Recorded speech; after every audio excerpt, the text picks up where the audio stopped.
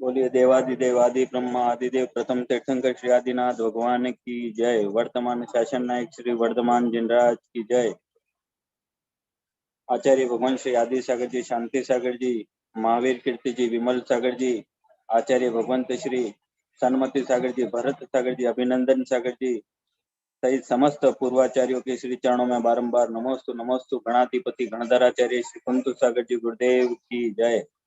स्वाध्याय तपस्वी वैज्ञानिक धर्माचार्य सिद्धांत चक्रवर्ती अभिनव श्रुत केवली आचार्य भगवंत श्री कनक नंदी जी गुरुदेव की जय। सबसे अधिक पवित्र पुण्यशाली और ज्ञानवर्धनी इस स्वाध्याय सभा में सम्मिलित होने वाले समस्त आचार्य उपाध्याय मुनि भगवंतों के श्री चरणों में बारंबार नमोस्तु। उपस्थित समस्त श्रोताओं को सादर जय जिनेन्द्र।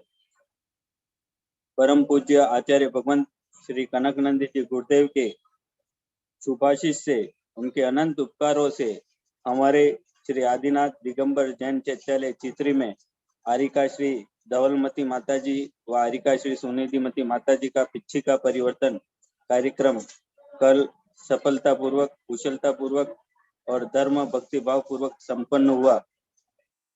आप पूज्य दोनों माता जी व हमारा समस्त परिवार आचार्य भगवंत के श्री चरणों में बारंबार नमोस्तु नमोस्तु करता है।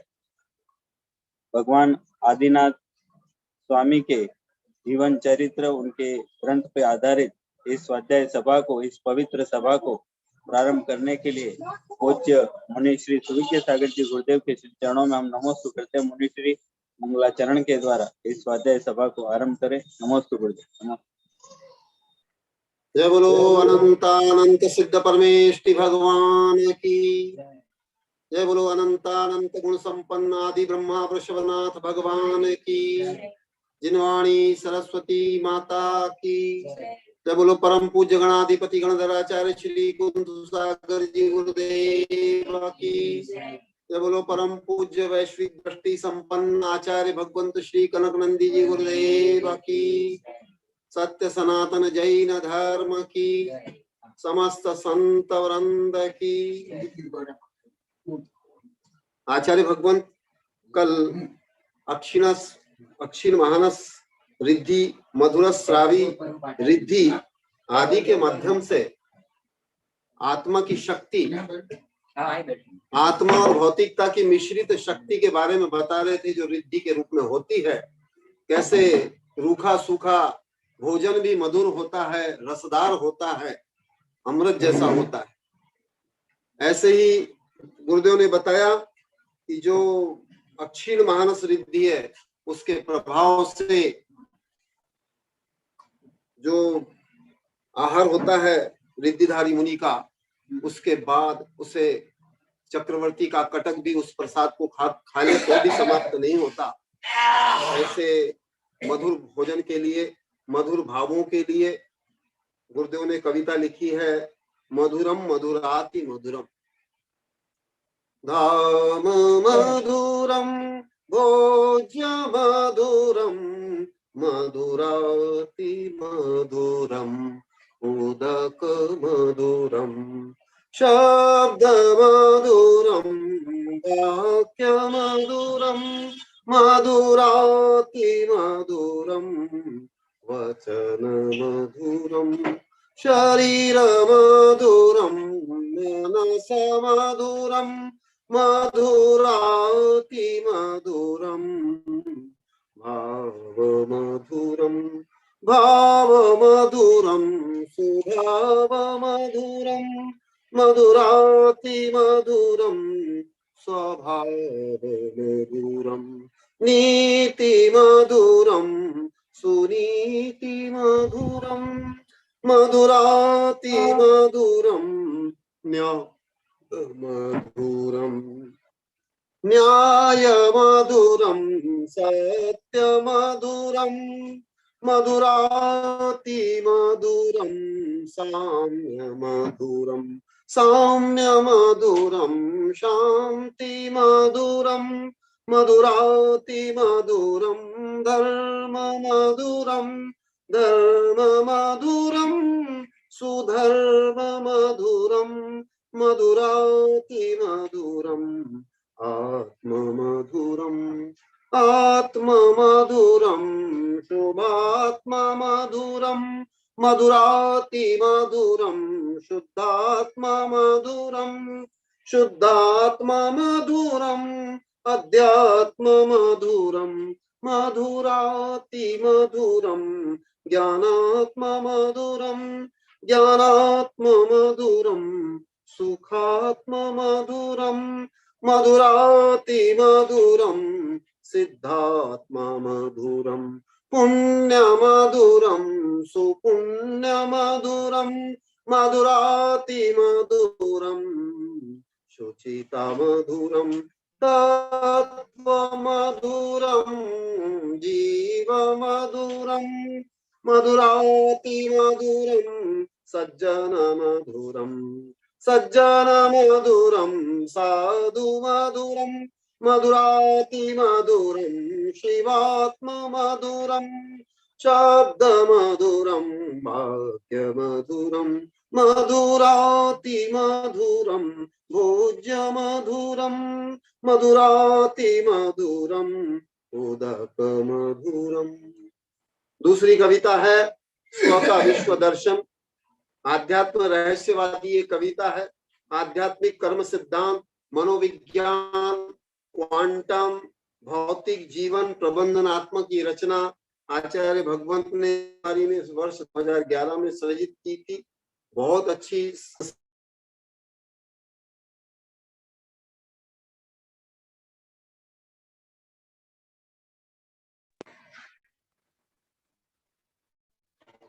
कहाँ ही नहीं यहाँ ही सही सुख दुख वा जन्म मरण हम ही करता हम ही भोक्ता हम ही कर्म हम ही धर्म मोही ना जाने इसका मर्म भ्रम से करे अनेक कर्म जीव का भाव जीव का कर्म कर्मानुसार मिलता जन्म परिणाम से परिणाम मिलता भावानुसार भाग्य बनता भाग्यानुसार भावी बनता जीव ही भावी निर्माण करता स्वर्ग भी तू ही नरक भी तू ही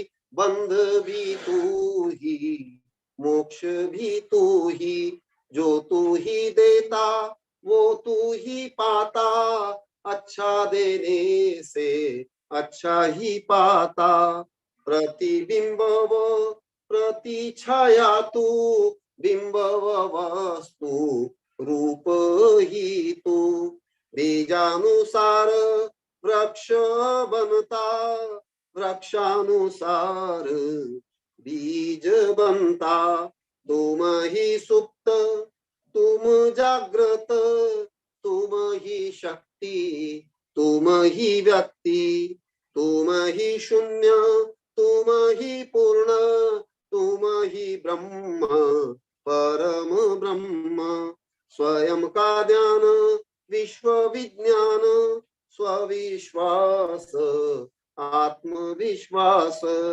स्वयं की प्राप्ति संपूर्ण लब्धि स्वयं की सिद्धि सर्वार्थ सिद्धि स्वयं की शांति विश्व की शांति स्वनिर्माण परिनिर्माण स्व अमित्र विश्व अमित्र आत्मपतन सर्वपतन आत्म संक्लेश आत्म की हत्या आत्म विकृति सर्व विकृति आत्मा से भ्रष्ट समग्र भ्रष्ट स्वयं विशेष स्वयं वैशिष्ट्य भौतिक अणुमय यथा ब्रह्मांड तथा ही ब्रह्म स्वयं ब्रह्मांड स्कंद से अणु पृथक यथा शुद्ध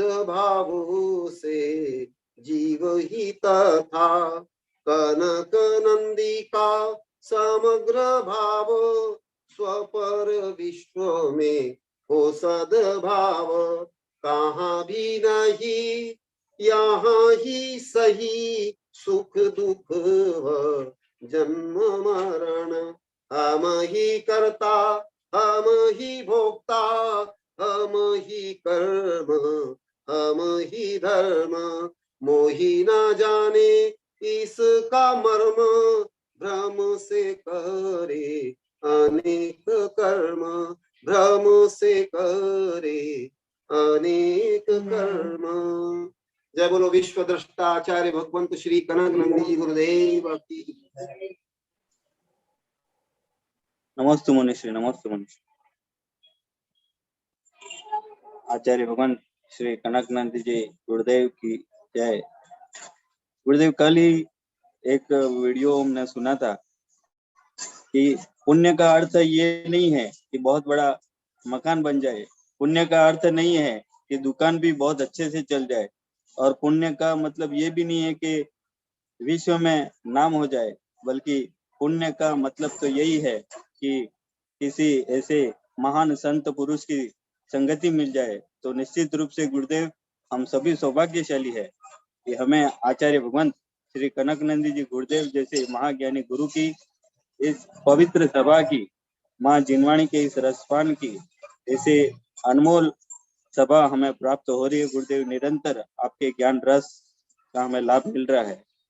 तो इसी श्रृंखला में गुरुदेव, आपके श्री चरणों में हम समस्त श्रोता अविनाशी नमोस्तु नमोस्तु करते हैं। गुरुदेव, अपने मुखारविंद से, अपने ज्ञान अमृत से भगवान आदिनाथ के पुराण के स्वाध्याय से हम सबको लाभान्वित करे। भगवान नमोस्तु, भगवान नमोस्तु भगवान।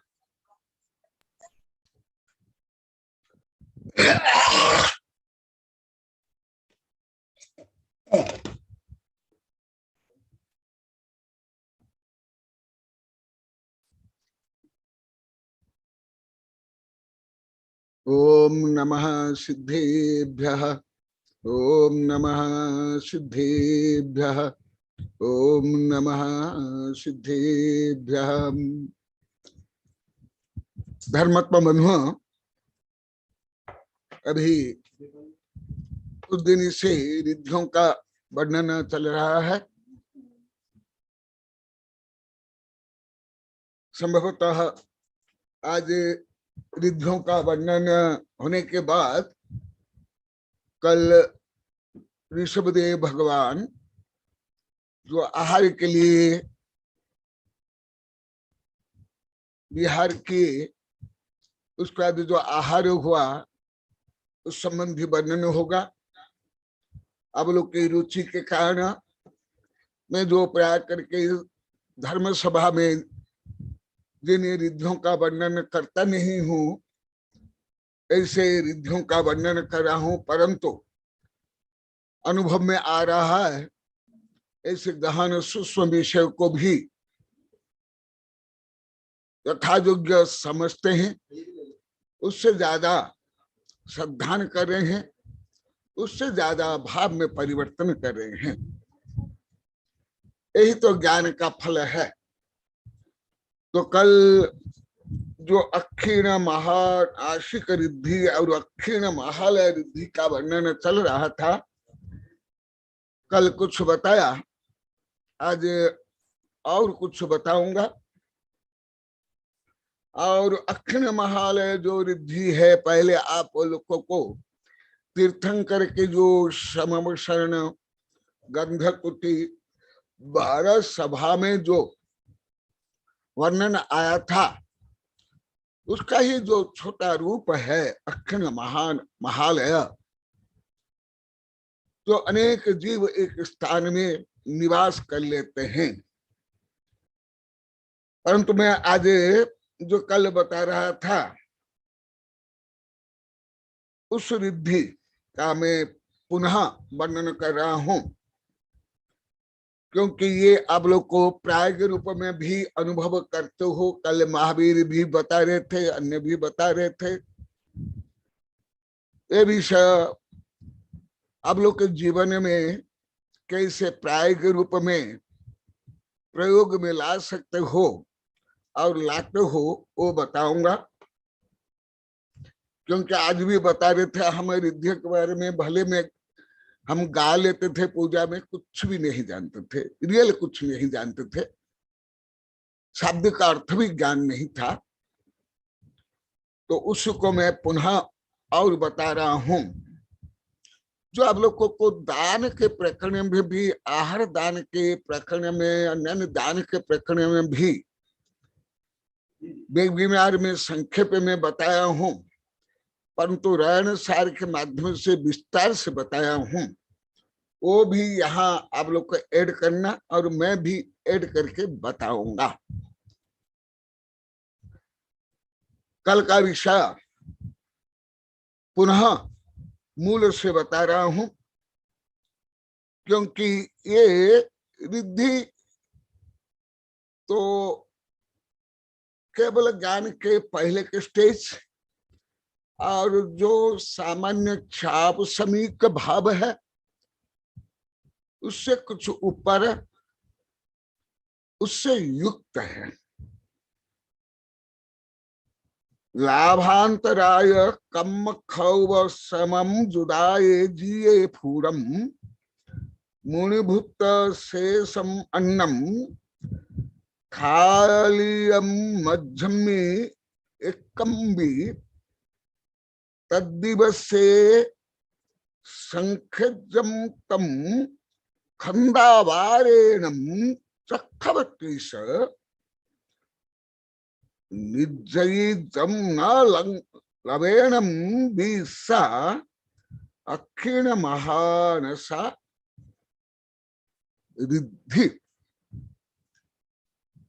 कल जो मैंने बताया था सब बता रहे हैं, उसका अनुभव भी बता रहे हैं और उससे लाभान्वित भी हो रहे हैं।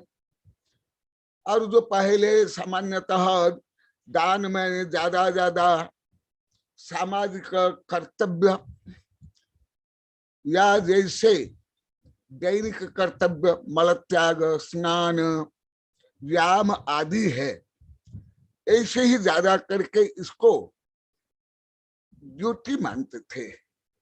जैसे नौकर लोग को ड्यूटी बजाते हैं, राष्ट्रपति, प्रधानमंत्री, राजा, महाराज, चक्रवर्ती ड्यूटी बजाते हैं, वो ड्यूटी बजाते हैं। ये ड्यूटी बजाना नहीं है, चक्रवर्ती भी वो ड्यूटी बजाता है। वो तो जो पहले आप लोग को बहुत वर्णन कर लिया हूं, वो 80 कृषि वाणिज्य सेवा शिल्प के अंतर्गत आता है, वो आजीविका में आता है। भले चक्रवर्ती हो, राष्ट्रपति, प्रधानमंत्री, तुम लोग को भी क्यों नहीं हो, तुम स्टूडेंट हो, टीचर हो, लेक्चर हो, प्रोफेसर हो या व्यापारी हो, वो कोई धार्मिक कर्तव्य नहीं है।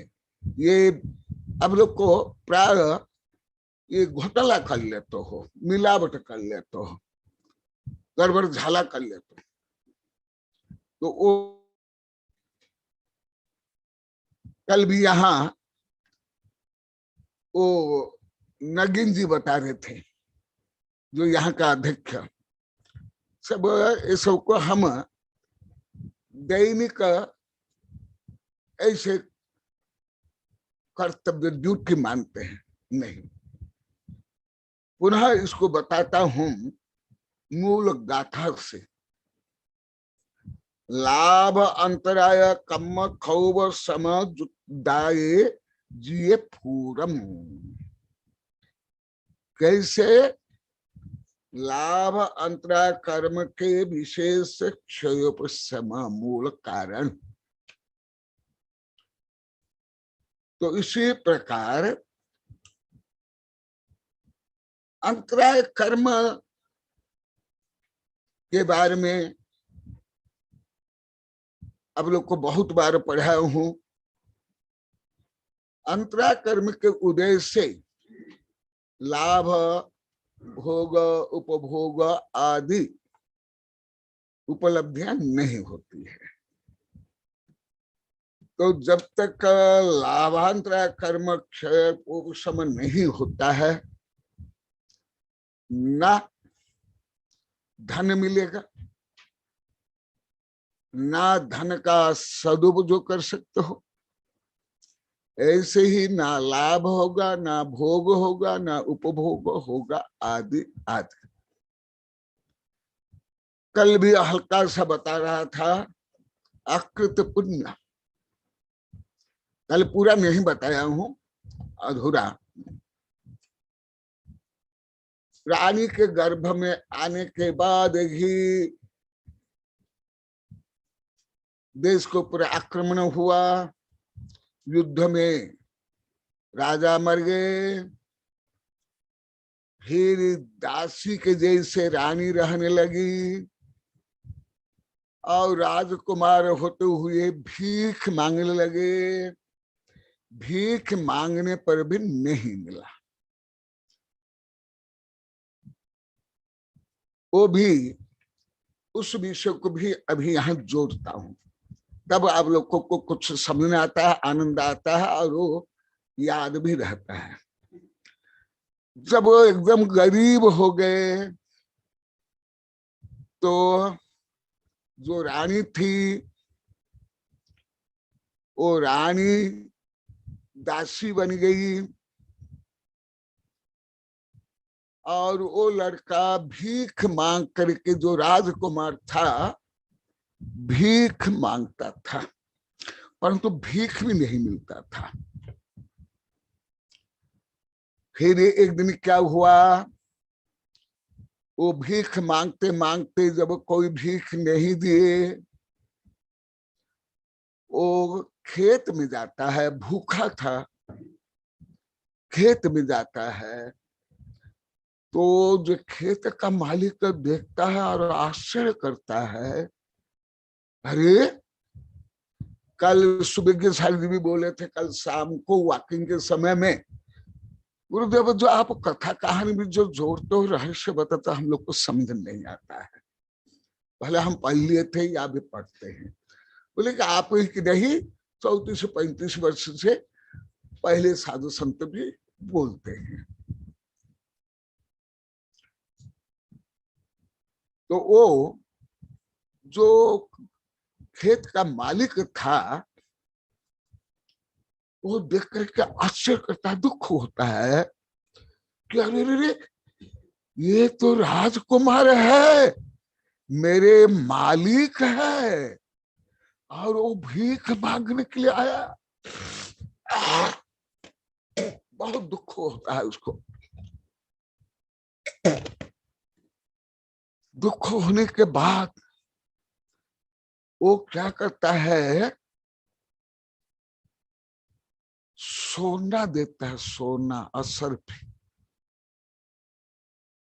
क्योंकि वो खेत भी राजा की खेती थी,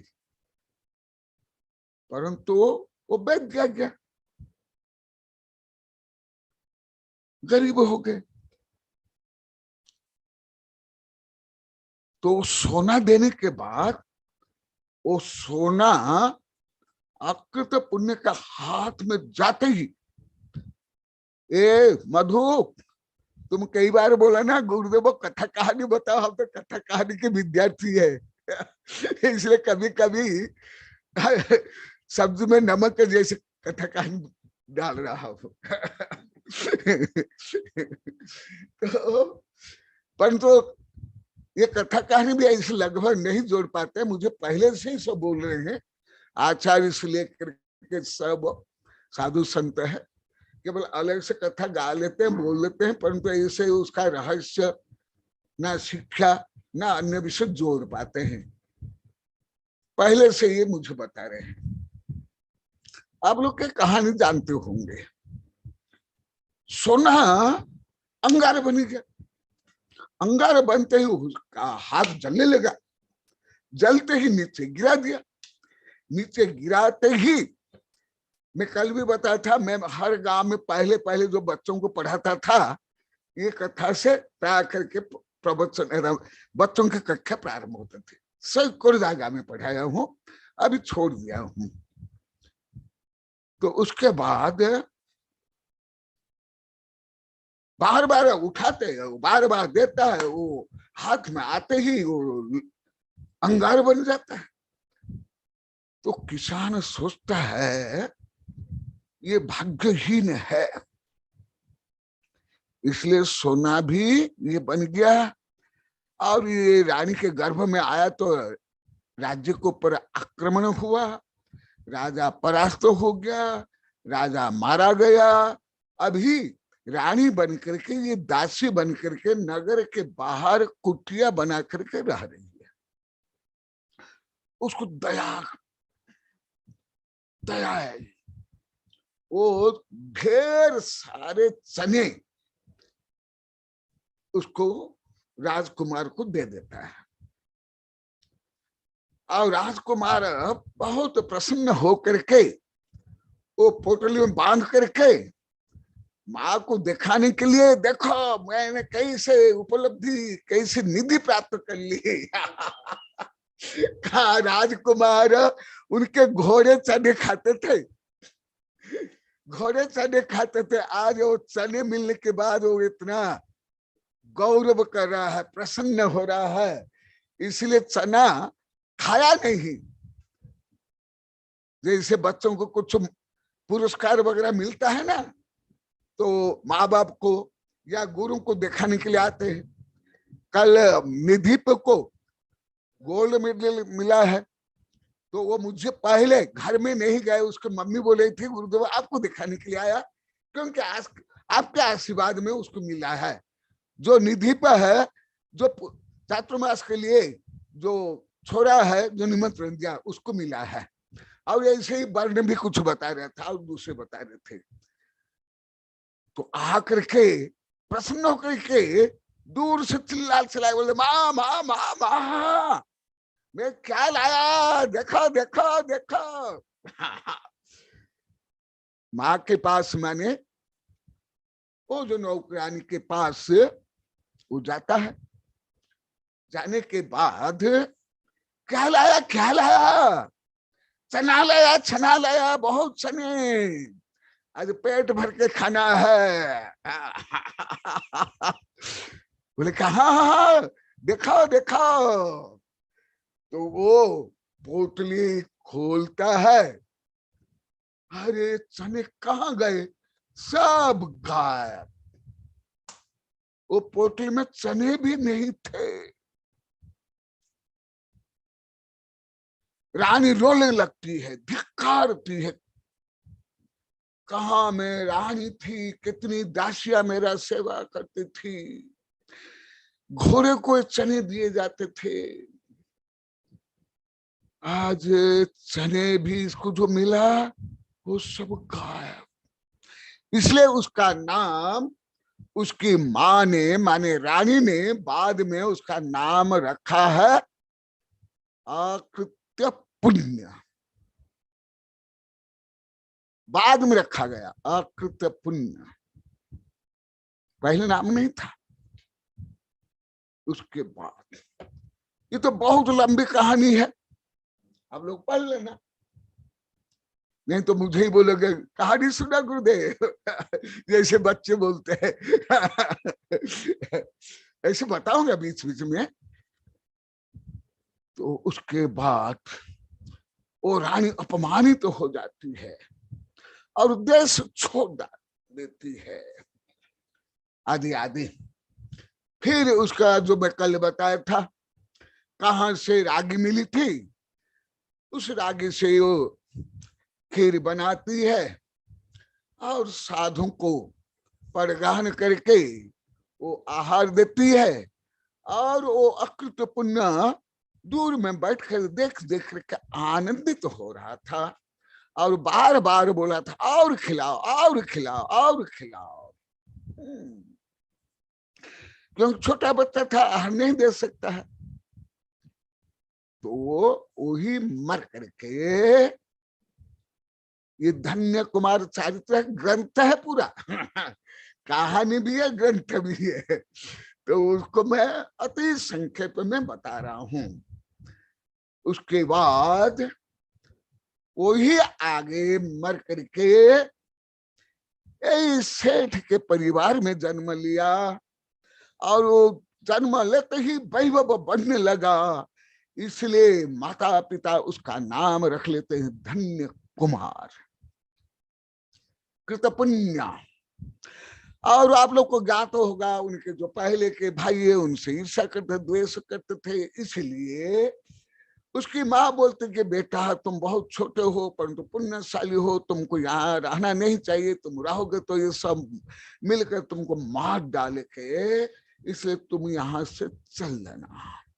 तो वहां से गुप्त रूप में चल जाता है और जाते जाते एक किसान खेत में हल जोत रहा था और वो तो बालक था ही, और बालक का स्वभाव भले पशु पक्षी हो, बंदर ही नहीं, मनुष्य के नहीं, शेर चीता सब बच्चे खेल प्रिय होते हैं, स्वाभाविक रूप में खेलते हैं, जिससे उनका शारीरिक मानसिक विकास होता है। वो बोलते हैं मामा मामा क्या करे हो, कौन सा खेल, मैं तो ऐसे खेल कभी देखा ही नहीं, मैं भी खेल सीखना चाहता हूँ। हाँ खेलो खेलो। वो किसान है उसको वो हल दे देता है और हल देने के बाद हल जोतता है और किसान जाकर के छाया में बैठ जाता है। हल जोतते जोतते क्या होता है, उसका हल में प्लो से इंग्लिश में बोलते हैं, वो हल कहाँ जाकर टकराता, टकराने के बाद एक घड़ा निकलता है और वो घड़ा देखता है, क्या देखता है, उसमें तो सब असरफिया सोना चांदी भरे हुए हैं और उसमें एक वसीयत नामा है। और वो वसीयत नामा में क्या लिखा हुआ कि ये जिसको मिलेगा वो मेरी राजकुमारी से विवाह करेगा और मेरे राज्य का राजा बनेगा। तो उसको डर लगता है, छोटा तो था ही, उसको डर लगता है। किसान आता है, किसान को बोलता है मैं कुछ नहीं किया, मैं तो हल जोत रहा था, ये तो कैसे निकलेगा, आप जो गाड़े थे मैं कोई खोदा नहीं, मैं चोरी करने के लिए नहीं किया हूं। वो किसान देखता है अरे मेरे बाप दादा कभी पीढ़ी दर पीढ़ी है हल जोत रहे हैं, हम तो कभी नहीं मिला, अभी ये इसको मिला, इसका मतलब इसका पुण्य है। इसलिए बोलता नहीं नहीं ये तुम्हारा है, तुम्हें ले लो, तुम्हें ले लो। वो लड़का बोलते नहीं तुम्हें ले लो, तुम्हारी खेती मेरे नहीं। वो दोनों परसों लड़ते, देखे ये भारतीय, ये नैतिक अभी विदेश में है, विशेष जापान में। मुझे वैज्ञानिक राजमल जो मेरे शिष्य आप लोग तो अभी ज्ञात तो हो गया, उनके बड़े भाई यहाँ बैठे हुए हैं, यही यही देखे यहाँ बैठे हैं, कांतिलाल जी। वो 2007 में मुझे रात को यहाँ बोले थे, उनके बेटे भी थे और वो कांतिलाल के बेटे भी थे, सब मुझे बहुत सुनाए थे। यहाँ ही जहां मैं बैठा हूँ इसके सामने वाले रूम में मैं रहता था, यहाँ दूसरे साधु रात को और दूसरे सुने हैं। ऐसे बहुत चर्चा करते करते सब जो विदेश में जाते हैं तो जापान के बारे में मुझे बताए, गुरुदेव जापान के लोग को भारत में विजिट में नहीं आते हैं क्योंकि भारत को चोरों का देश मानते हैं, चोरों का देश, चोरों का देश। यही विषय प्रोफेसर प्रभात जी मुझे कई वर्ष के बाद बताए, बाद में जब गली।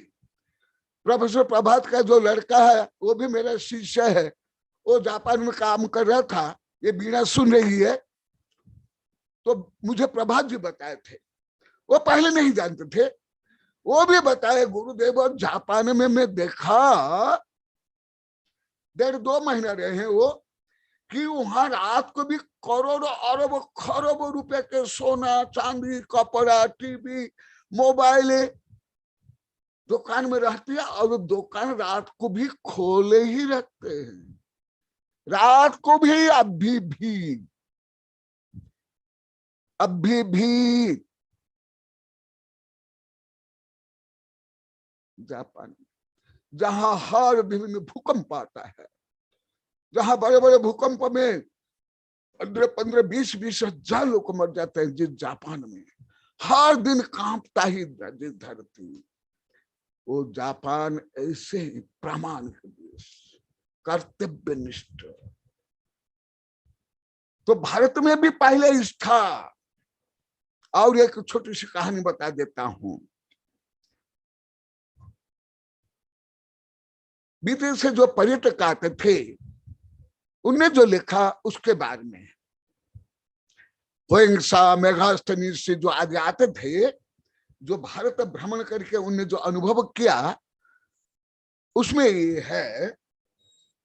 तो वो एक विदेशी भ्रमण करते करते प्यास लगता है, तो एक कुटिया में पहुंचता है। वो स्वयं लिखता है, मैं कुटिया में पहुंचा और मैंने आवाज दी, मैं बहुत प्यासा हूं, कोई है, मुझे थोड़ा पानी पिलाओ। एक कुटिया से एक बूढ़ी माँ आती है और वो बूढ़ी माँ पूछती है, बेटा क्या चाहिए? माँ मुझे पानी चाहिए। हाँ बैठो बैठो बैठो। वो बुढ़िया माँ अंदर जाती है, विभिन्न मिष्टान्न फल माने नाश्ता लेकर के आती है, और वो सज्जन बोलता है ना, माँ मुझे तो पानी चाहिए। तो वो बुढ़िया क्या बोलती है, बेटा हमारे देश में पहले खिलाते हैं उसके बाद पिलाते हैं, पहले तुम खाओ उसके बाद मैं पानी दूंगा। ऐसा हमारे भारत की संस्कृति, जहां पर मैंने दिगंबर सितंबर हिंदू राजनीति ग्रंथ इसलिए जो धार्मिक साहित्य में पढ़ा हूं कि भारत में युद्ध क्षेत्र में भी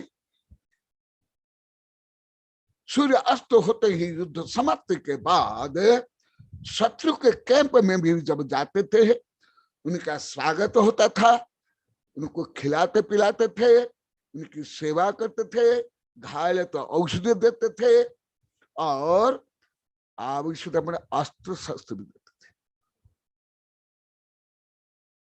ये मैं पढ़ा हूं कौटिल्य अर्थशास्त्र, जैन धर्म के अर्थशास्त्र नीतिवाक्यामृत, और वहां से लेकर के जैन पुराण, हिंदू पुराण आदि में मैं पढ़ा हूं। इसलिए मैं कल बोला मैं आगे और कुछ बताऊंगा। तो वही कहानी अभी यहां आ, धन्य कुमार फिर वो बोलता कि नहीं, यदि मेरा है घड़ा तो मैं तुमको दान दे देता हूं, और किसान को दान दे दिया करोड़ अरब रुपया। और वो किसान डर के मारे वो जो वसीयतनामा था वो पढ़ता है, और इधर क्या होता है, वो जाकर के दुकान में बैठ जाता है। दुकान में बैठते ही खूब व्यापार चलता है। जो कई वर्ष से जो माल पूरे ने थे, जो व्यापार नहीं होता था वो भी चला, तो उसको दूसरे से बुलाता, हमारे दुकान में, हमारे दुकान में, हमारे दुकान में। प्रसिद्धि हो जाती है। ये तो आप लोग कोई कहानी जानते होंगे अवश्य। तो प्रसिद्धि हो जाती है। धीरे धीरे क्या होता है, राज दरबार में वो वसीयतनामा पहुंचता है। ऐसे ऐसे ऐसे फिर इधर वही आगे जा करके इसका विवाह हो जाता है। फिर वो वसीयतनामा से ज्ञात होता है ये से, फिर राजकुमार से विवाह हो जाता है, फिर वो राजा बन जाता है। फिर कुछ दिन के बाद 7 युवक, 7 युवतियां, एक वृद्ध और एक वृद्धा भीख मांगते मांगते उनके राज्य में पहुंचते। राज्य में पहुंचने के बाद ये धन्य कुमार, जिसका अभी नाम पड़ गया धन्य कुमार या कृत पुण्य, वो देख लेता है, उसको ज्ञान होता है कि ये तो मेरे भाई है जो शत्रुता करते थे। बहुत बड़ी कहानी है, अभी नहीं बताता हूं। और ये मेरी भाभी है, और ये मेरे पिताजी है, और ये मेरी माँ है। वो बुलाते हैं, जब सैनिक आकर के बुलाता कि राजा आपको बुलाया है, और सब डर के मारे थर्रा जाते हैं कि शायद हमसे कोई दोष हो गया है, हम अन्य देश से इस देश में आए, राजा को कुछ ज्ञात हो गया, हमको तो शायद सूली दंड दे दिया जाएगा या फांसी दंड या जेल में डाल दिया। वो डर के मारे कांपते कांपते राजभवन में प्रवेश करते हैं। राजसभा में प्रवेश करते ही धन्य कुमार सिंहासन छोड़ देता है, नीचे उतर जाता है। किसको कुछ समझ नहीं आ रहा है, ये क्या हो रहा है, क्या नाटक है, क्या दृश्य है, किसको कुछ समझ नहीं आ रहा है। राजा क्यों सिंहासन छोड़ दिया? ये अस्त्र शस्त्र, ये राज किरीट, ये जो पदत्राण है मैंने जूते, ये क्यों छोड़ रहा है और क्यों दुखी होकर जा रहा है, और ये लोग दुखी होकर क्यों आ रहे हैं, कुछ भी समझ नहीं आता। फिर वो राजा जाकर के वो जो बूढ़ा बूढ़ी थे उनके पैर में पड़ जाता है, और आश्चर्य होता सबको, अरे ये कहाँ राजा और ये कहाँ ये भिखारी दीनहीन इनके पैर में पड़ रहा है। राजा धन्य कुमार रोने लगता है, सब रोने लगते हैं। फिर वो पूछते तुम राजा हो, हम तो गरीब भिखारी है, हम दूसरे देश आए हैं, हम तो सोचते थे हमसे कोई अपराध हो गया, हमें दंड मिलेगा, परंतु क्या हो रहा है? धन्य कुमार बोलता है पिताजी, माताजी, भाई, भाभी, मैं आपके धन्य कुमार, और सब रोने लगे। अरे और तो देखो क्या थे, आज भिखारी बन गए क्योंकि धन्य कुमार को अपमानित करके। वो कथा कहानी तो मैं नहीं बता रहा हूं, क्योंकि वो जब भी जाता था व्यापार करने के लिए, खूब व्यापार करता था। वो एक भी बता देता हूं, क्योंकि जो इसका रहस्य आप लोग को तो मैं कई बार बोलता, आप लोग को ज्यादा समझ नहीं आएगा, ये कथा कहानी के माध्यम से बताऊंगा आप लोगों को। क्या होता है, उनको क्यों देश से निकाल दिया जानते हो? इसकी भी है, हल्का सा बता देता हूं।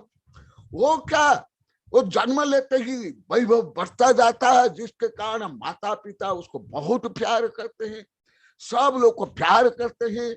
ये बड़े सातों भाई व्यापार करते हैं, तथापि उनसे भी ज्यादा प्यार इनको, लाडला पाला सब होता है।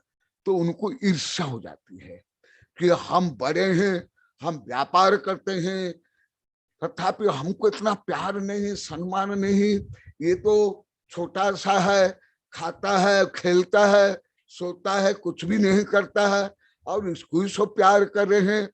तो वो ईर्ष्या करते हैं और मारने के लिए षड्यंत्र रचाते हैं। तो एक दिन वो सातों लड़के बोलते हैं पिताजी, इसको व्यापार करने के लिए भेजना है, नहीं तो ये घर में बैठ बैठ नहीं खा सकता है, हम कमाते हैं, घर में बैठ बैठ खाता रहता है, और आप लोग को उसको प्यार करते हो, इसलिए व्यापार करने के लिए भेजो कल से। वो सातों थे, बड़े थे, तो उनके पिताजी एक मनी बैग दे देते हैं जिसमें लाखों असरपियां थी, लाखों करोड़ रुपया, और वो बोलते हैं तुम जाकर व्यापार करना, पिताजी कौन सा खेल होता है व्यापार? सब बच्चों को सबको तो खेल ही लगता है, भले भोजन हो, सोना चांदी हो, सर्प हो, आग हो, कुछ भी हो, खेल खेल। बोलते हैं कि यह खेल है बेटा, ये दे देना, कुछ ले जाना, फिर उसको दूसरों को दे देना, उससे कुछ ले जाना, ये है खेल, ये है व्यापार। हाँ बहुत अच्छा खेल, नया खेल, वो लेकर जाता है। तो क्या होता है, ये कहानी भी थोड़ा बता देता हूं ऐसे क्यों हुआ। तो उसके बाद वो इतनी अश्रुपियां लेकर के जाता है, ये कोई अनहोनी नहीं है। टाटा से लेकर, बिड़ला से लेकर के, ये अंबानी से लेकर के, जो अभी विदेश के अरबपति खरबपति सब ऐसे थे, लगभग सब ऐसे। यहां तक कि हुक्मचंद इंदौर वाले वो स्वयं लिखे हैं, उनके परिवार के, मैं इतना बड़ा ग्रंथ पढ़ा हूं जो स्वयं लिखे, उनके भाई, उनके कुटुंब के लोग, वो भी कैसे गरीब थे, आदि आदि आदि, स्वयं लिखे, इतना बड़ा ग्रंथ में पढ़ा हूं। जयपुर खानिया में लगभग 33-32 वर्ष पहले, लगभग।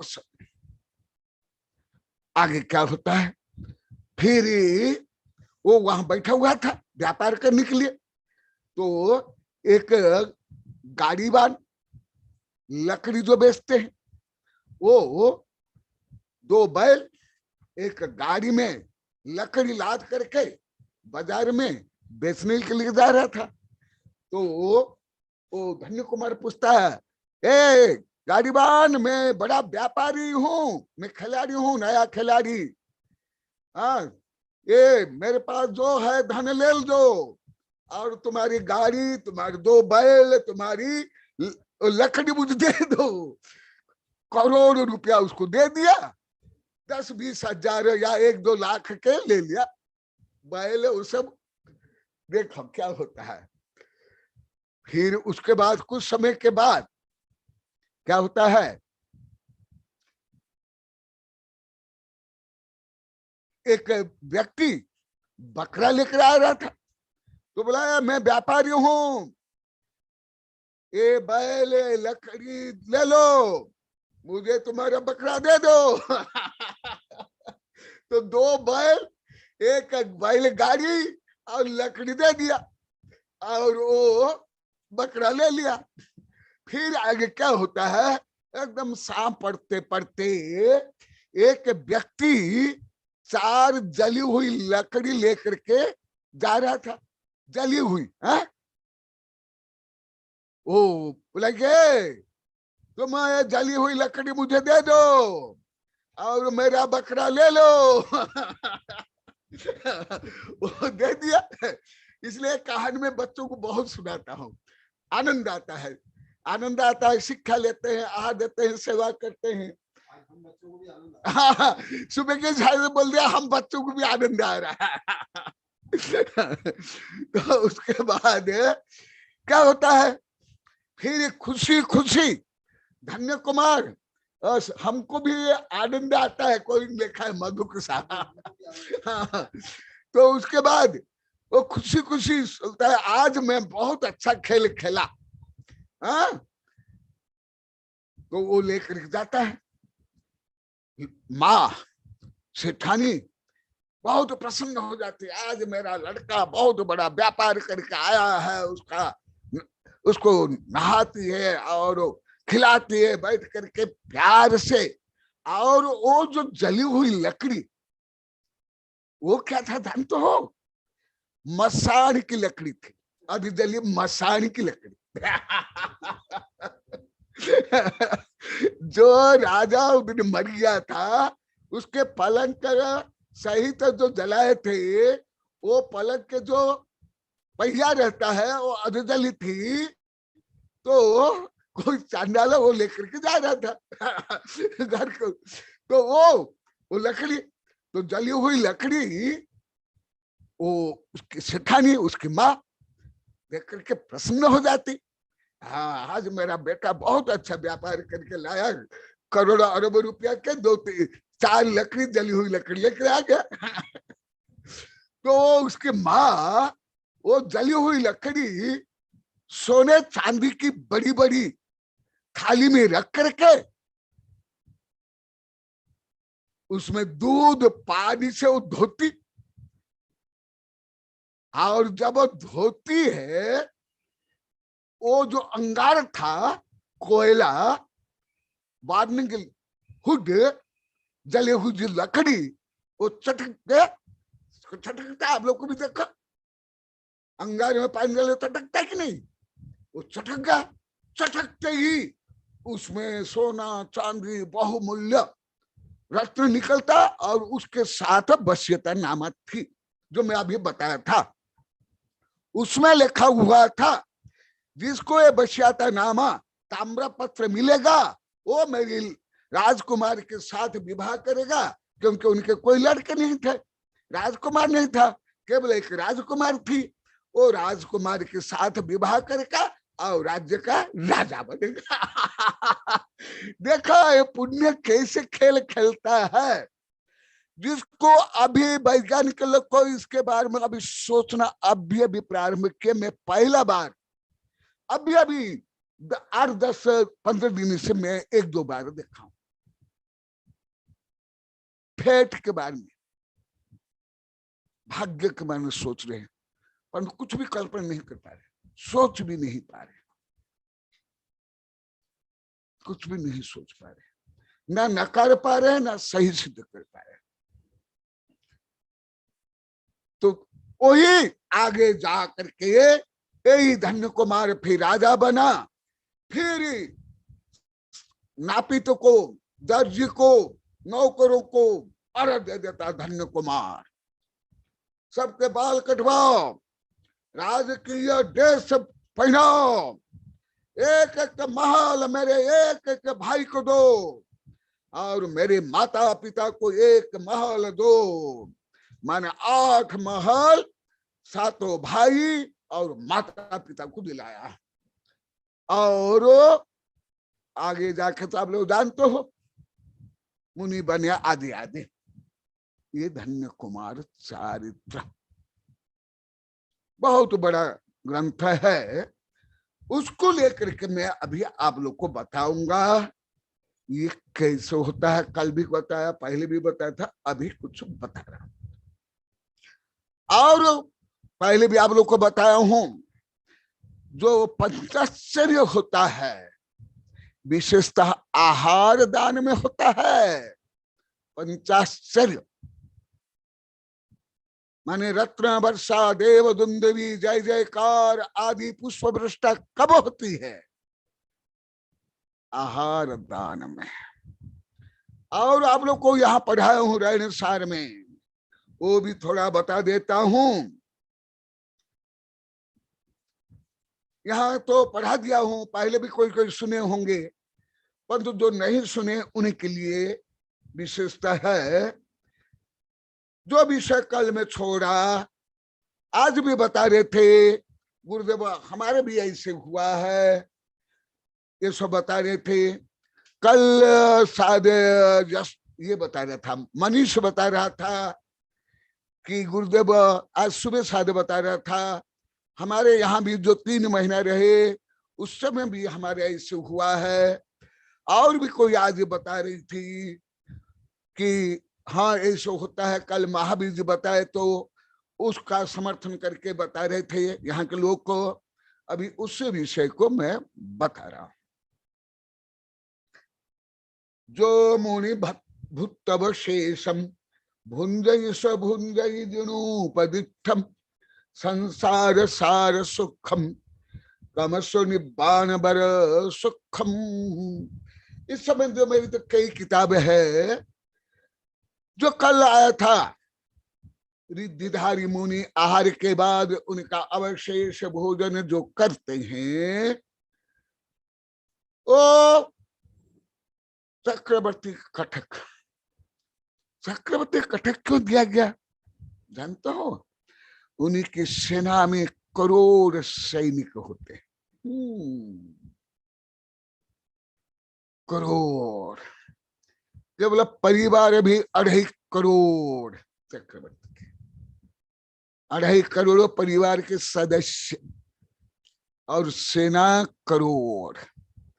अभी सब लाखों में है। भारत में हो, जापान में, कहां भी हो, अमेरिका में लाखों में है। वो करोड़ सैनिक भी वो भोजन खा ले, सूर्य अस्त के पहले पहले कितने भी खाए, वो समाप्त नहीं होता है। जो कल बताया था उसको मैं गाथा सहित अभी कुछ बता रहा हूं। जो मुनि भूतव शेषम, जो मुनि को आहार दान देने के बाद जो शेष बचता है वो प्रसाद है। कई जगह में सब मुझे बता दिए डायरेक्ट, और सत्य है। मुनि को आहार देने के बाद जो भोजन बचता है उसको गरीब को या गाय भैंस को खिला देते। बहुत जगह में, ज्यादा जगह में। क्यों? मैं पूछा भी डायरेक्ट, क्योंकि गुरुदेव इसमें तेल में नहीं बनता है, इसमें मिर्ची नहीं है, ज्यादा नमक नहीं है, इसलिए हमको अच्छा नहीं लगता। लगभग हर प्रदेश में कोई अपवाद छोड़ करके, अपवाद को छोड़ करके, ये सर्वव्यापी, ये विपरीत प्रवृत्ति है, सर्वव्यापी। यहां तक कि जो विद्यार्थी विद्यार्थिनी मैंने से पढ़ते वो लोग को भी नहीं खाते। वो भी मुझे बोले, राजस्थान लेकर हर जगह में। इसलिए मैं कल बोला कि और बताऊंगा, अभी इसको शेष छोड़ता हूं।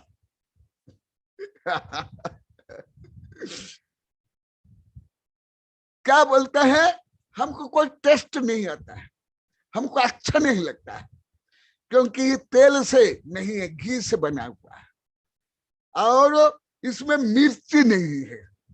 हमको मिर्ची चाहिए। इसलिए हम गाय भैंस को खिला देते हैं, कुत्तों को खिला देते हैं। मेरे सामने में मैं बहुत जगह में देखो, बहुत जगह में देख, यही है भाग्यहीन को न मिलता है भली वस्तु का।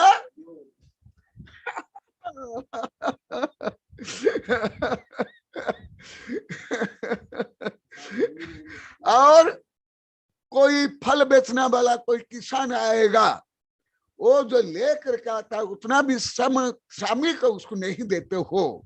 और 5 स्टार होटल में जाने पर सड़ा गला जो ककड़ी है, एप्पल है, वो जो काट करके एक फैसने बेचने में एक सुंदर लड़की ला करके परसती है, उसको सैकड़ों रुपया दे देता हूं। अभी मैं जब से वेबिनार में बोला, सब आश्चर्य करे, गुरुदेव को ये सब रहस्य मालूम था, हमको मालूम नहीं था। हम तो सोचते गुरुदेव आजकल भी बोले थे, हम तो सब गांडा बेंडा बातें थे गुरुदेव को। गुरुदेव कहाँ जानते हैं, यहाँ के लोग को बोले थे। अरे भगवान सब जानते हैं। प्रभात को मैं वहां 2010 में बोला था, श्रीपुर में, बिना शादी नहीं थी उस समय में।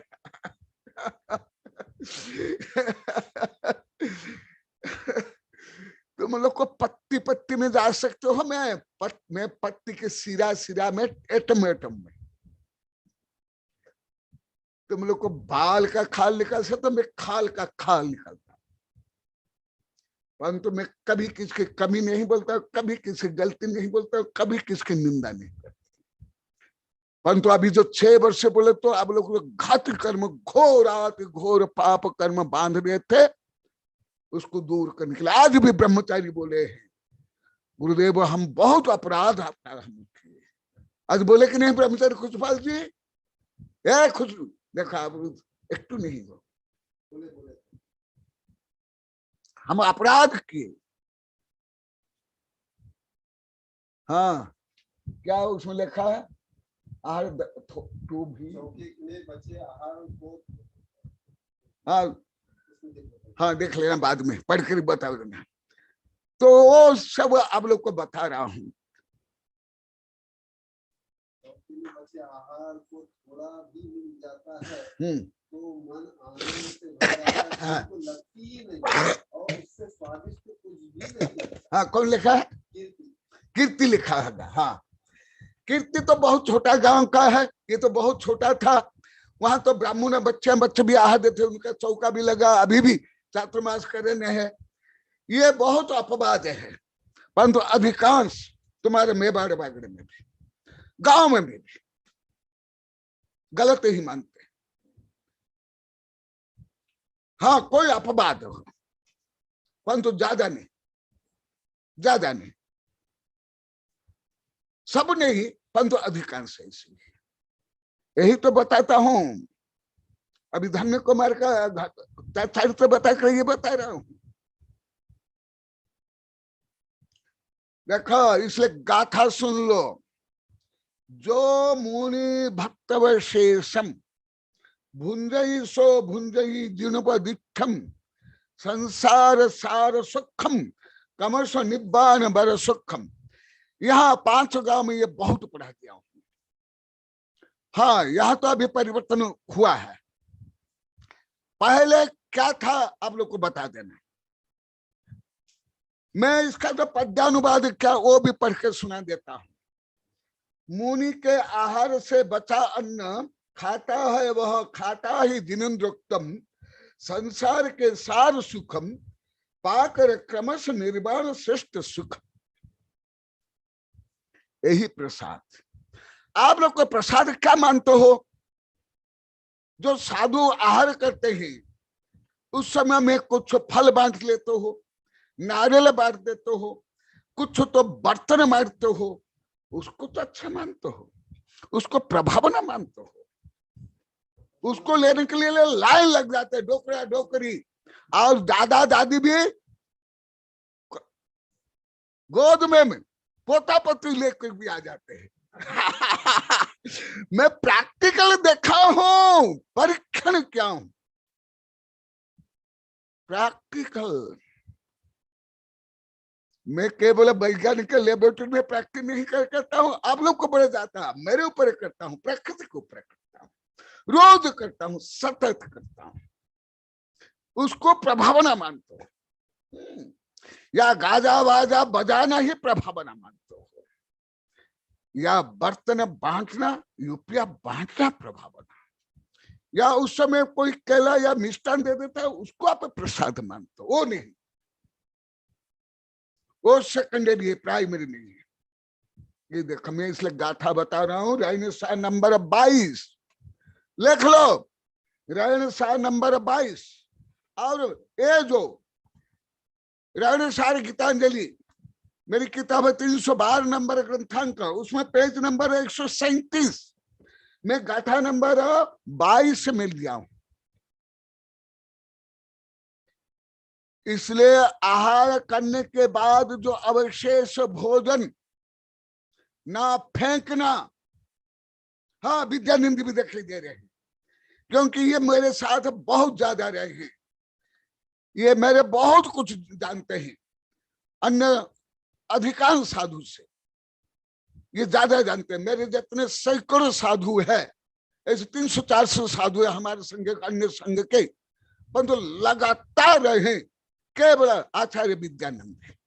अन्य कोई 15 वर्ष, कोई 17 वर्ष, 18 वर्ष, 5 वर्ष, 10 वर्ष ऐसे रहते हैं, परंतु ये ज्यादा जानते हैं। अभी जो मैं बताया शायद आप सुने होंगे कि नहीं। देखो संसार सार सुखम, संसार के सार सौख्य क्रमशः निब्बाण पर सुखम, क्रमशः निर्वाण बार सुख। हाँ यहां में तो ये देखा, आहार के समय जो आते हैं, मैं खुद बोलता हूं, दूसरे साधु भी बोलते हैं, यहाँ के लोग को प्रसाद देते हैं, वो तो प्रसाद लेते हैं, परंतु पहले जो प्रसाद आहार के बाद साधुओं के बच जाता है वो कैसे आप लोग करते थे, क्या करते थे, वो मुझे बताना। तो ये होता है। और चक्रवर्ती के बारे में बताया, अभी और भी बता देता हूं। सप्तंग रज्ज नवबीहि भंडार षडंग बल 14 हरणयम छन्नबदी सहसिद्धि बिहु जानवु स्वपत्त दान फल। केवल उस दिन ही उन रिद्धिधारियों से ही नहीं होता है, क्योंकि सब बता दिए। विद्यानंदी भी, पद्मनंदी से लेकर सैकड़ों साधु, अभी यहाँ भी साधु साध्वी बोलते हैं कि गुरुदेव ये जो पुराण का रहस्य आप बताए तो हमको समझ नहीं आता था। जो आप पुराण के रहस्य भी बता, गुप्त नंदी भी कई बार बोल दिए हैं वेबिनार में। हम पुराण कई बार पढ़ लिए, मनोरंजन कर लिए, कथा कहानी, परंतु उसका रहस्य और उसको कैसे स्वयं को प्रयोग में लाना ये हम नहीं जानते थे। ये तो दूसरों के लिए होता है। देखा यहाँ क्या है, ये गाथा नंबर 20 ऋण 7, उसका भावानुवाद पद्यानुवाद में क्या हूं। सप्त अंग नवनिधि भंडार षडंग बल व 14 रत्न 96,000 स्त्री वैभव दान है सुपात्र दान फल। यहाँ के लोग को बहुत सुन लिए, पढ़ लिए हैं। यहाँ के लोग के लिए विशेष तो ये नया विषय नहीं है। यहाँ के लोग को भले यहाँ बैठे, स्क्रीन पर बैठे, बम्बे में बैठे, कहां भी बैठे, परंतु अन्य के लिए नया विषय होगा, या विपरीत भी हो सकता है, या वह जानते भी होंगे ये कैसे होता है। ये सुनो, क्योंकि आप लोग कर्म सिद्धांतों में पहले बहुत पढ़ा दिया गया है, वेबिनार में भी, वैज्ञानिक संगोष्ठी में भी। ये मूल है कर्म सिद्धांत। ये ऐसे व्यापार जैसे नहीं है, ये कृषि जैसे। इसलिए स्वयं आचार्य यहाँ कृषि का उदाहरण दिए हैं। हर आचार्य ने कृषि का उदाहरण दिया है, व्यापार का उदाहरण नहीं दिया है, नौकरी का उदाहरण नहीं दिया है। असी मसी कृषि वाणिज्य सेवा शिल्प, ये 6 में जहां भी पुण्य का वर्णन आया वहां कृषि का उन्नयन दिया है। दिगंबर हो सितंबर, उसका भी रहस्य बताता हूं, अभी भी गाथा बताता हूं। भक्त आप लोग को अन्यत्र भी पढ़े होंगे। दिगंबर हो सितंबर में ये रत्न के साहब के 4 में बटा बीज का उदाहरण दिया गया है। ये कैसे है? विज्ञान पहले कुछ भी नहीं जानता था, कथन तो विपरीत था, अभी विपरीत नहीं। सुन लो जीवराज जी, अभी नया सिद्धांत जो मैं अभी भी पढ़ा हूं डिस्कवरी साइंस में, उसमें आया। अभी वैज्ञानिकों को, विदेश के वैज्ञानिक का फैट को ऊपर रिसर्च कर रहे कि कौन क्यों धनी बन जाता, बुद्धिमान जाता, सुखी बन जाता, प्रसिद्ध हो जाता, और अन्य क्यों नहीं। उसका रिसर्च हो रहा है अभी हो रहा है। अभी 10-15 वर्ष पहले भी नहीं, शायद आप लोग को भी नहीं पढ़े होंगे। यदि पहले किताब पढ़ेंगे, अभी नए शोध पढ़े होंगे तो आप लोग को, वैज्ञानिक लोग को भी पढ़े होंगे, परंतु आप लोग को वैज्ञानिक लोग को भी नहीं जाने हो, नहीं जानते हो, वो विषय बता रहा हूं। ये कैसे होता है, ये जो मैं कई बार बताया हूं, डॉक्टर मर्फी से लेकर लंडा बर्ना आदि ने जो आकर्षण के सूत्र लिखे हैं उसमें, और अभी जो विदेश के वैज्ञानिक रिसर्च कर रहे हैं डिस्कवरी साइंस में, अभी मैं जो देख रहा हूं उसमें वर्णन चल रहा है, परंतु वो कोई निर्णय पर नहीं पहुंचे हैं। वो हाइपोथेसिस, परंतु भाग्यों को अभी नकार नहीं रहे। पहले जानते भी नहीं थे, नकारते थे। पूरी पृथ्वी के डार्विन से लेकर के फ्राइडे तक का, हॉकिंग से लेकर सब, परंतु मैं अभी कई बार बता दिया, अभी जो विदेश के युवक वैज्ञानिक बहुत उदारवाद, बहुत प्रज्ञाशील, बहुत सत्साहसी, तो देखा ये कैसे होता है। खित्त विशेष काल बबीय सुबीय फलम जहा विऊलम होई जहा तम जानई पत्त विशेष दान फलम। ये गाथा नंबर 17 नंबर रायन सार में। और आप लोग को रत्नगढ़ साहब का रायन सार भले आप लोग कम पढ़ते होंगे। रत्नगढ़ साहब का सार प्राय दिगंबर में प्रसिद्ध है। सितंबर में उत्तराध्ययन 10 वैकालिक प्रसिद्ध है। वहां भी जो श्रेष्ठ ग्रंथ कम पढ़ते हैं भगवती सूत्र, वो भगवती सूत्र पढ़ने के लिए सितंबर साधु संत आचार्य मेरे वैज्ञानिक प्रोफेसर आते पढ़ते हैं, भले दिवराज हो कथा साहब हो कोई भी ईश्वर के।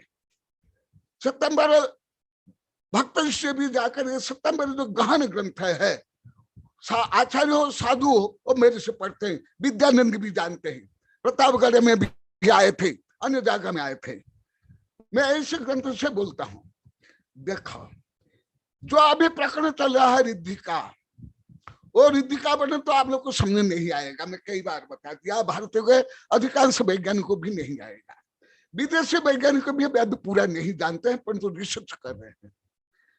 उसका उदाहरण है कैसे बहुत जहां तहां खेत का बीज का उदाहरण। और सप्त क्षेत्र भी कहा गया 8 नंबर में। सप्त क्षेत्र में जो दान देता है उसका फल देखो। यह निय सुबीबीय जम्बबई दिनुत्त सप्त क्षेत्रेषु सोत्युवन रज्ज फलम भुंजई कल्याण पंच फलम। ये दिगंबर में सितंबर में प्रचुर मात्रा में वर्णन है। ये दोनों में बताया। अभी यही आप लोग के लिए श्रेष्ठतम उदाहरण। बरगद का बीज कितना छोटा सा होता है, शायद आप लोग अधिकांश तो देख भी नहीं होंगे। हमारे साधु संत को मैं नहीं दिखाया, ये विद्यानंदी हो या अभी के साधु, इन लोग को भी नहीं जानते थे। इन लोग को भी नहीं जानते थे, इन लोग को देखे भी नहीं दिए। कितना छोटा सा होता है, सबसे भी छोटा। यही उदाहरण यहां भी दिया गया और सब शास्त्र में दिया गया समझाने के लिए कि इतना छोटा सा बरगद का बीज योग्य जमीन में योग्य जल वायु सूर्य किरण खाद को प्राप्त करके जो बीज से करोड़ नहीं खरब नहीं अरब से भी अधिक गुना विशाल हो जाता है। ऐसे ही दान है। दान इसलिए दान का उदाहरण कभी व्यापार में नहीं दिया गया है। दान का उदाहरण कभी भी नौकरी में नहीं दिया गया है। भले आप लोग का सोच नहीं पाते हो। विद्यानंदी वगैरह साधु संत मुझे पहले बोल दिए, अभी भी साधु संत बोलते हैं कि हम कथा कहानी में चुटकुला ये तो हम पढ़ लेते रहे मनोरंजन रूप में। उसका जो कर्म सिद्धांत मनोविज्ञान रहस्य हम लोग को समझ नहीं आता है। खुद मुझे ज्ञान मत माता जी भी पढ़त में बोली है, तो वो रहस्य बताता हूं। तो कितना छोटा सा बरगद का बीज है और वो उससे खरब अरब गुना बढ़ जाता है। इसीलिए धर्म को कृषि का, खेत का, बीज का उदाहरण जत्र तत्र सर्वत्र दिया गया। क्या आप व्यापार हो या नौकरी हो, क्या न्याय रूप में जैसे एक बरगद का बीज या कोई बीज, जैसे एक बरगद का बीज जीवन में 7 गूगल संख्या में बीज उत्पन्न करेगा। मैंने हमारे यहाँ नील महानील पद्म महापद्म शंख महाशंख आदि। क्या आप बैंक में रखोगे 1 करोड़ रुपया, क्या आपको करोड़ों स्क्वायर करोड़ रुपया मिल जाएगा? करोड़ क्यूब रुपया मिल जाएगा? करके दिखा दो। कोई व्यापार करके दिखा दो, नौकरी कर लो, सट्टाबाजी में कर लो, चोरी में कर लो, डकैती में कर लो।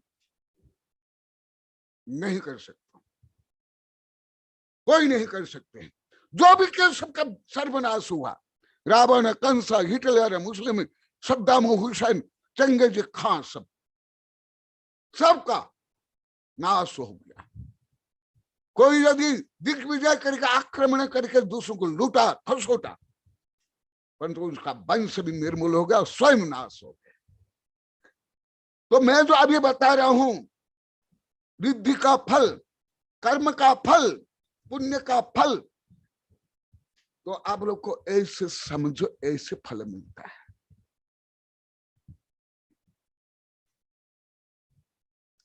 मैं दूसरा इसको ही उदाहरण बताता हूं, फिर ये पूरा करता हूं। एक किसान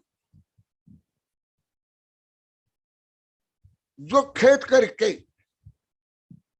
जो उत्पादन करता है, प्रॉफिट नहीं, शोषण करके, दगाबाज करके, घोटाला करके, मिलावट करके, जमाखोर करके, एक किसान जो न्याय से जो उत्पादन करता है, कोई व्यापारी, कोई सरकार, कोई राष्ट्रपति, कोई वैज्ञानिक, कोई साधु संत इस उत्पादन कर सकता है? कोई जादूगर हो, किसी सरकार या कोई भी कर सकता है? कोई नहीं कर सकता, कोई जादूगर भी नहीं कर सकता। मैं चैलेंज देता हूं, आप लोग भी कोई नहीं कर सकता। कोई साधु संत, कोई जादूगर, कोई मांत्रिक तांत्रिक नहीं कर सकता, कोई वैज्ञानिक नहीं कर सकता। इसलिए हमारे आचार्य ने जहां तहां खेत का बीज का उदाहरण दिया, वो न्याय से समुचित रूप में जो बीज बोता है उससे करोड़ गुना फल प्राप्त करता है। ये है न्यायोचित जो पुण्य है उसका फल बताने के लिए। कोई डाकू भी है, डाका डाल करके, या चंगेज खां या नादिर शाह, वो लूट पाट करके, या सिकंदर बादशाह जो लूट पाट करके, हत्या करके, विध्वंस करके कमाया, क्या उत्पादन किया? उत्पादन किया? लूटा, महाडाकू। भले कोई भी हो दिग्विजय। जब सिकंदर बादशाह भारत में आया था, उनके कैंप में भारत का एक डाकू लूटता था। एक बार सिकंदर बादशाह सैनिक के माध्यम से डाकू को पकड़ा करके बुलाता है और बोलता है कि तुम चोर डाकू है। तो भारतीय डाकू बोलता है, मैं यदि चोर हूं, डाकू हूं, तुम महाचोर महाडाकू। उसके सामने ही फिर वो बोलता कि मैं तुमको दंड दूंगा, यदि तुम मुझे दंड देते हो, मैं तुमको अधिक दंड के भागी मानता हूं, आदि आदि। तो वो चोर डाकू बोलता है, ये मेरा देश है, मेरे भाई बहन के, मैं जो गरीब भाई बहन है उन्हीं के लिए जो चोर डाकू है, लूट रहे, उनको लूट करके मेरे भाई गरीब भाई बंधु को मैं देता हूं। तुम तो देश देश लूट कर अन्य देश के लूट रहे, हमारे देश में आए। तुम में मेरे में इतना अंतर है, तुम सफल डाकू हो, मैं असफल डाकू, इतना ही अंतर है और कुछ नहीं।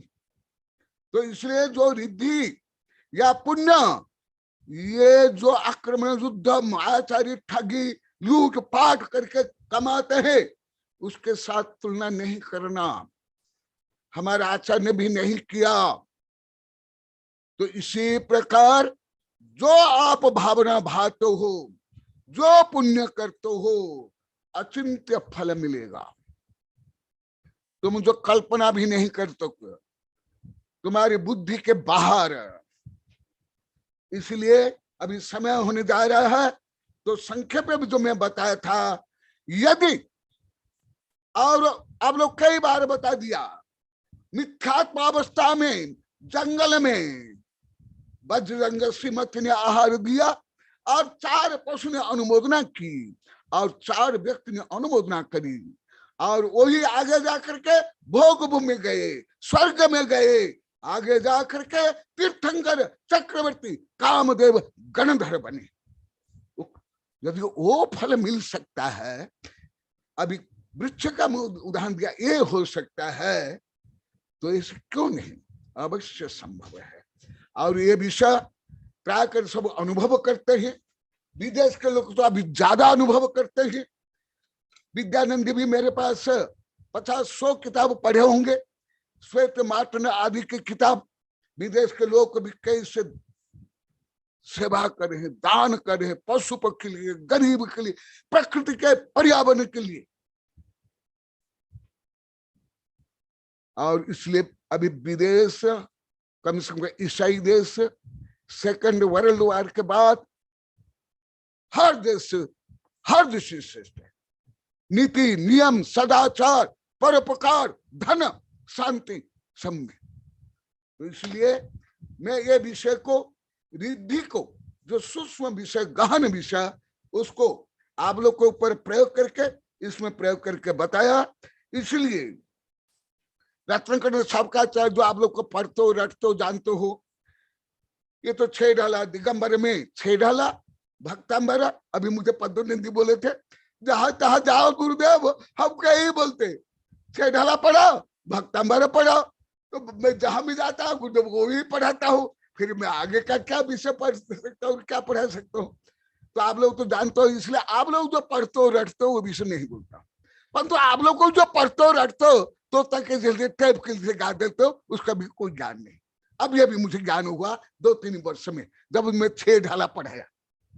गृह कर्मणापि निश्चितम कर्म विनष्टि खलु गृह विमुक्ता नाम अतिथि ना प्रतिपूजा रुधिरम मलम धावते बारी खिति गतमीव बटबीजम। देखो, बटबीज का उदाहरण दिया, जिसको आप लोग बरगद बोलते हो, बटबीज नहीं बोलते। खिति गतिमीव बटबीजम पात्रगतम दानम अल्पमपि काले फलति छाया विभवम बहु फलमिष्ट शरीर भृतम उच्च गोत्रे प्रणहते है भोग दानात उपासनाथ पूजा भक्ते सुंदर रूप स्तवनाथ कीर्ति तपोनिधिषु। ये फल तुम लोग को ही मिलेगा। तुम आहार दो, सेवा करो, किसके लिए करते हो? पंच परमेश्वर, 2 परमेष्टि की तुम पूजा करो, आराधना करो, पंचकल्याण करो, कुछ भी करो, उनको तो एक कण मात्र भी कुछ नहीं मिलेगा। हाँ, जो 3 परमेष्टि है उनकी सेवा आह दान करते तो उनको भी फल मिलेगा, तुमको भी फल मिलेगा। जो दोगे वही मिलेगा। उच्च गोत्र प्रणते, प्रणाम करते हो, नमस्कार करते हो, उच्च गोत्र मिलेगा। भोग दान, दान करते भोग मिलेगा। उपासना तो पूजा, उपासना करते स्वयं की पूजा। भक्ति सुंदर रूप, भक्ति से सुंदर रूप। स्तवनाथ कीर्ति, स्तवन से कीर्ति, स्तपोनिधि। इसलिए ये रिद्धि का जो सूक्ष्म वर्णन है, वैज्ञानिक दार्शनिक कर्म सिद्धांत, उसको कम बोल करके प्रायोग रूप में जो सरल विधि है, आप लोग के योग्य है, वो बताया। इसलिए भले रिद्धि का वर्णन काल भी विद्यानंदी बोले थे, ये गलत मानते हैं, सही है, मेरा भी अनुभव है, परंतु अभी कोई गलत नहीं मानते। अभी कल भी पूछा, आज भी पूछा अभी कोई गलत नहीं मानते। अभी बोलते भले गुरुदेव जो भी बताते हम सत्य ही मानते हैं। तो इसलिए मैं ये विषय बता रहा हूं। अभी जो बोले वो यहाँ बैठ करके सिर भी हिला रहे हैं। तो इसलिए आप व्यापार करो, कृषि करो, नौकरी करो, वो केवल इसी जीवन के लिए, शरीर के लिए, भोग के लिए कुछ मिलेगा। परंतु आत्मा से परमात्मा बनाने के योग्य तुम वैज्ञानिक बन जाओ, राष्ट्रपति बन जाओ, कुछ भी बन जाओ, व्यापारी बन जाओ, खरपति बन जाओ, आत्मा को कुछ नहीं मिलने वाला है, सब यहाँ ही रहने वाला है। इसलिए जो आत्म कल्याण के लिए है वो शरीर कल्याण के लिए भी है, वो भौतिक कल्याण के लिए भी है। तो इसलिए इस विषय को मैं कुछ कल और आज विस्तार से बताया, क्योंकि आप लोग को ये सब करते हुए भी यहाँ के लोग को 1000 बार बोल दिए, हम आहार दान देने को भी दान नहीं मानते थे, हम केवल बोली को ही दान मानते थे। 500 गांव के लोग को बोल दिया, यहाँ बैठे हुए केवल बोली को ही हम दान मानते थे। हम आहार इतने यहाँ चातुर्मास होते, इतना आहार देते हैं, उसको जानते तक नहीं, मानते तक नहीं। इसलिए अभी जब से 6 वर्ष से जान रहे हैं, आहार दान में, चौका में, ये व्यक्तिगत बच्चे चातुर्मास, अभी टीना शायद बोल रहे थे 25 तारीख से 4 महीने का चौका लगाएगी। अभी सब लगा रहे हैं। आज भी बोले थे हमारे पूरे इतिहास में कभी ऐसा नहीं हुआ। हम घर घर जाते थे, यही सब सिर हिला रहे, ये दीपिका ये सब, और वो सब बोलते थे अभी हमारे पास टाइम नहीं। अभी आगे आ गया, अभी लगभग 8, 10, 12, 15 महीना के आगे एडवांस है। यही कॉलोनी में यहाँ ही जहां मैं बैठ कर बोल रहा, अभी 24 महीना होने जा रहा है। अभी भी 10, 12, 15, 20 महीना के लिए आगे चौका तैयार, केवल 3-4 महीना के लिए। अभी कोई ये जन्म को लेकर के, विवाह को लेकर के, कोई एक बहाना लेकर के सब बच्चों से बड़े तक लगे थे। इसलिए मैं इस विषय को जो आप लोग कर रहे हो वो कोई व्यर्थ नहीं है, ये कोई सामाजिक काम नहीं है, ये कोई क्या बोलता है ढोल गले में पड़े तो बजाना पड़ता है, ऐसे नहीं है। ये तो आप आत्मा को परमात्मा बनाने के लिए कर रहे हो। इसलिए जो यहाँ मैं ये भी सब बार बार बोला हूं, यहाँ के बारे में ये भी सुन लो, ये मनुष्य एक सामाजिक प्राणी, अनुकरणशील प्राणी है, तो अन्य लोग को भी, यहाँ के लोग का अनुकरण करो। इसलिए मैं यहाँ के लोग के बारे में बता। और यहाँ ये परिस्थिति पहले नहीं थी, 2 वर्ष पहले नहीं थी, 3 वर्ष पहले नहीं थी। यहाँ अभी भी लगभग कहा नहीं है पूरे भारत में। नमस्ते गुरुदेव। भाग में नहीं, केवल कॉलोनी में अभी है, और ये 5 गांव में अभी है। विद्यानंद पहले भी जो आप मेरे पास 2 बार आपके यहाँ सागवाड़े में चातुर्मास हुआ, उस समय भी नहीं था। वो स्वयं बोल दिए सागवाड़ा वाले, कई बार बोल दिए। क्यों? अभी आत्मा का ज्ञान हो रहा है, पुण्य का ज्ञान हो रहा है। जो हम करें हम स्वयं के लिए।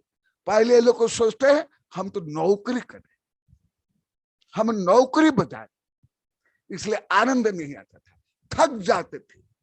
हमारे काम है क्या? ये समाज का काम। अभी सोचते मेरा काम, हमारा काम नहीं, मेरा काम। तो इसलिए यहाँ का उदाहरण मैं आप लोग को दे रहा हूं। जय महावीर भगवान की। हाँ जीवराज जी, आशीर्वाद। कल आपका अनुरोध पत्र शायद तुम्हारे पास आया ना? हाँ, ये सुनाया है। और वो मैं बोला कि फोटोशूट कॉपी करके देना, मेरी किताब में छपा लूंगा। आपके जितने जो पत्र आए हैं, अनुरोध आए हैं, मेरी सब किताब में अभी छपा दिया है और छप रहे हैं। मैं तो आपका सदुपयोग करने के लिए बोला था कि आप अभी जो अंतर्राष्ट्रीय संगोष्ठी होगी उसमें प्रस्तुत करना। आप तो प्रस्तुत किए ही नहीं, आप दिखाई नहीं दिए। मैं खुद बोला था आपको। आचार्य श्री, मैंने आपको जो भेजा है हाँ, उसके बारे में जो रिसर्च है आपका क्या विचार है, कितनी उसमें त्रुटियां हैं, क्या कमियां हैं, वो बता देने से हम आगे बढ़ सकेंगे, ये कृपा करा मैं। हाँ। मैं इससे तो आपको बोला था कि एकदम वैज्ञानिक संगोष्ठी, अंतर्राष्ट्रीय वैज्ञानिक संगोष्ठी में करना, हम चर्चा भी करेंगे। मैं खुद आपको बोला था, कोई बात नहीं। अभी तो आगे कई संगोष्ठियां होगी। मैंने आचार्य जी, ये तो मैंने संगोष्ठी में प्रस्तुत किया था, मतलब भेजा था, लेकिन वो जूम में प्रॉब्लम होने के कारण वो समय निकल गया, मैं उसमें कर नहीं सका। लेकिन आपको मैंने उसका पूरा डिटेल, क्या उसमें तो 15 मिनट का प्रेजेंटेशन था, तो बहुत छोटा था। आपको डिटेल्स में भेजा है। उसमें आपका जो आपकी जो 31 अगस्त को जो मीटिंग हुई थी उसमें भी आपने कहा था कि ठीक है मैं इस पर पढ़ूंगा, ध्यान हाँ हाँ रखूंगा। हाँ हाँ हाँ तो उसका आपको हाँ, कृपा अवश्य करा अवश्य करके अवश्य अवश्य, हाँ आशीर्वाद आशीर्वाद, जल्दी से भिजवाए तो अच्छा रहे। हाँ आशीर्वाद कृपा आशीर्वाद। करा मैं।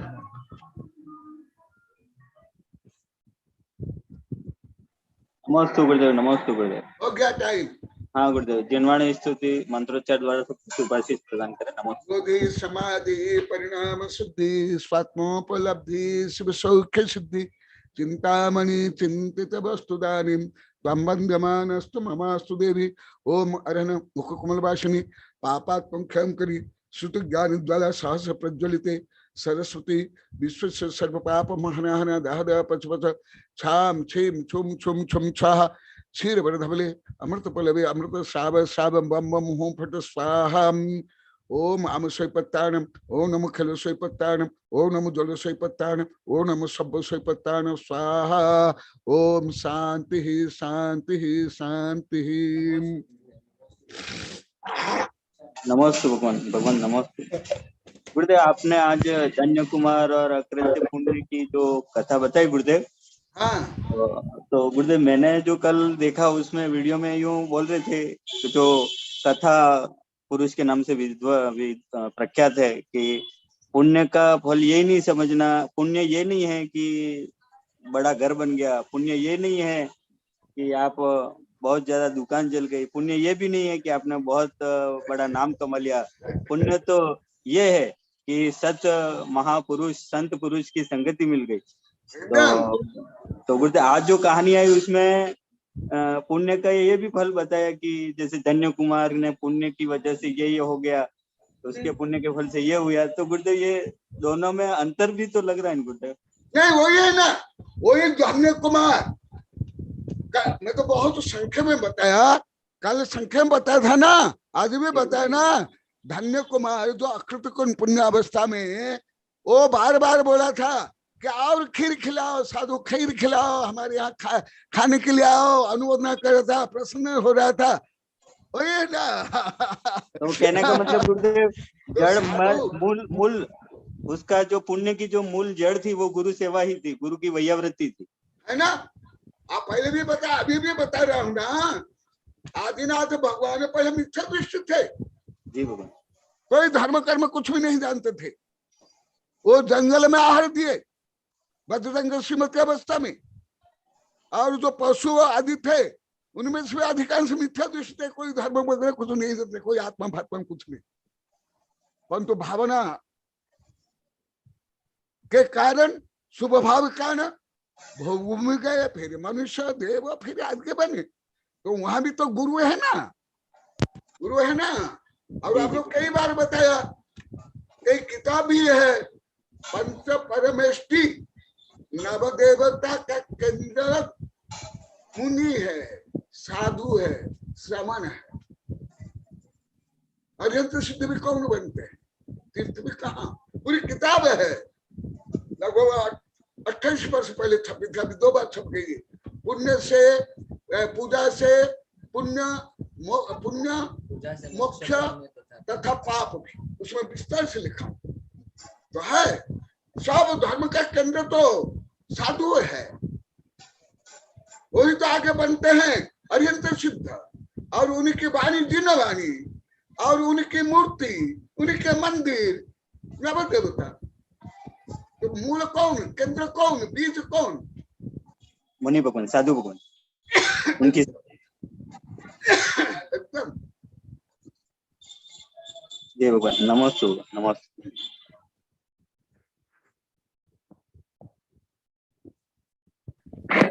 नमोस्तु गुरुदेव, नमोस्तु गुरुदेव, नमोस्तु नमोस्तु स्वामी। नमोस्तु गुरुदेव, नमोस्तु जय भगवान, नमोस्तु भगवान, नमोस्तु जो नमोस्तु जैसा नमोस्तु भाव लिए भजता है मुझको, वो बदले में वही भाव तुमसे ही पाए। नमोस्तु भगवान, नमोस्तु। उसका काम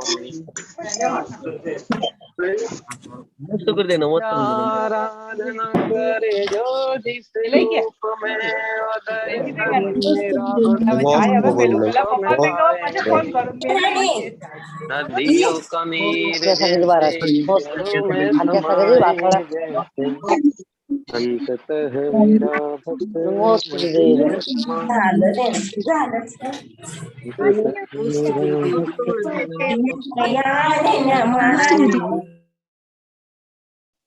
हाँ वर्ण,